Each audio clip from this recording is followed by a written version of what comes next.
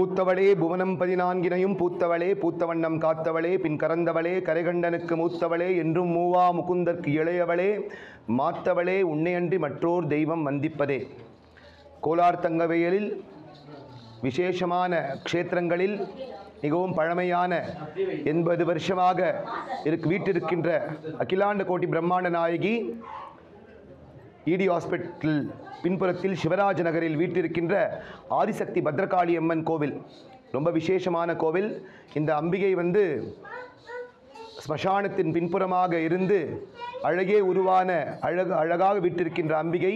இந்த கோவில் 80 வருஷமாக நம்ம கோவில் பிரதான தர்மகர்த்தாவான சுவாமி மதிப்புக்குரிய ஸ்ரீமான் கணேஷ் சுவாமி பத்ரகாளிதாசன் அவருடைய திருத்தகப்பனாரான செல்வம் சுவாமி, அவங்களுடைய திருத்தேவியாரான கல்லீலா அம்மா அவங்களிருந்து 80 வருஷமாக விசேஷமாக இந்த கோவிலாகப்பட்டது தொடங்கி இன்று வரையில் ஒரு வருடமும் ஒரு நாட்களும் அம்பிகைக்கு விசேஷமான பூஜைகள் சாக்கிய முறை பிரகாரம் நடந்து கொண்டிருக்கின்றது.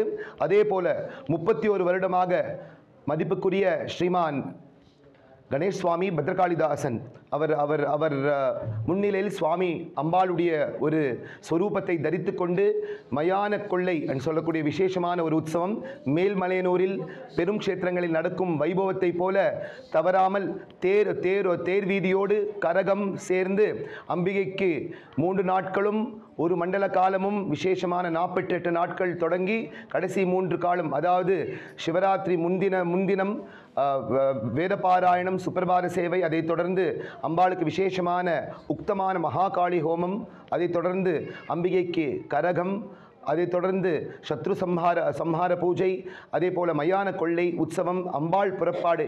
இந்த வைபவம் வெகு விமர்சையாக ஒரு வருஷமும் தொடர்ந்து நடந்து கொண்டிருக்கின்றது. அம்பிகை இங்கு வரக்கூடிய அடியார்களுக்கெல்லாம் குழந்தை மேன்மை இல்லாதவர்களுக்கெல்லாம் குழந்தை வரமும், அதே போல கிரகபாதையும் பைசாச்சிக பாதையும் இருப்பவர்களுக்கெல்லாம் எல்லா துயர்களையும் தீர்த்து எல்லா விதமான நன்மைகளும் கொடுத்து லோக பிரசித்தியாக இருக்கக்கூடிய மகத்தான ஒரு க்ஷேத்திரம். பல மாநிலங்களிலிருந்தும் பல இடங்களிலிருந்தும் அடியார்கள் அம்பிகையை தவறாமல் வழிபட்டு கொண்டிருக்கின்றார்கள்.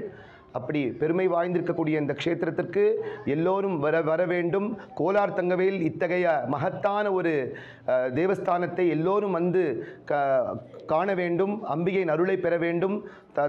தங்களால் முடிந்த கைங்கரியத்தையும் சேவையும் அம்பிகைக்கு செய்ய வேண்டும் என்று பிரார்த்தித்துக் கொள்கின்றோம். ஓம் ஸ்ரீ பத்ரகாளியை நமः.